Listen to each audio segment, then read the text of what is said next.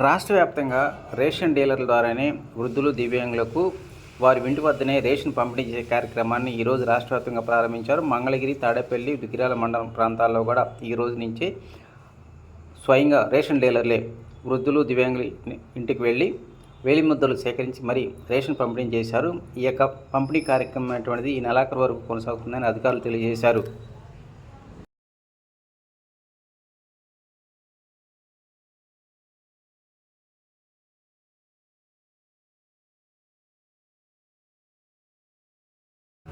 ఆషాఢ మాసోత్సవాన్ని పురస్కరించుకొని ఆషాఢ శుద్ధ పాడ్యమి అంటే ఈ రోజు నుంచి వచ్చే నెల 5వ తేదీ వరకు వారాహి నవరాత్రోత్సవాలు ఘనంగా నిర్వహించడం జరుగుతుందని నిర్వాహకులు తెలియజేశారు. మంగళగిరిలోని శ్రీ వాసవి కన్నికా పరమేశ్వరి, లక్ష్మీ గణపతి, కోదండ రామస్వామి వారి దేవస్థానంలో ఈరోజు ఉదయం నుంచి ఈ కార్యక్రమాన్ని ఘనంగా ప్రారంభించారు.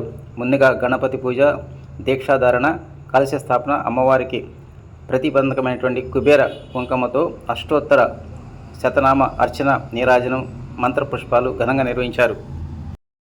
మాదక ద్రవ్యాల వ్యతిరేక దినోత్సవం పురస్కరించుకొని మంగళగిరిలో వివిధ కళాశాలలో విద్యార్థులకు అవగాహన సదస్సులు నిర్వహించారు. స్థానిక నిర్మల కాలేజ్ ఆఫ్ ఫార్మసీలో అవగాహన కార్యక్రమాలు నిర్వహించారు.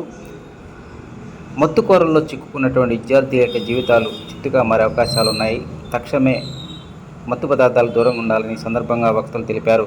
ఇంకా ఈ కార్యక్రమంలో college secretary reverend sister Nirmala Jyothi, principal P Pamal Reddy, అదేవిధంగా చీఫ్ లైబ్రరీయన్ ఎస్కే రేష్మతో పాటు కళాశాల సిబ్బంది పాల్గొన్నారు.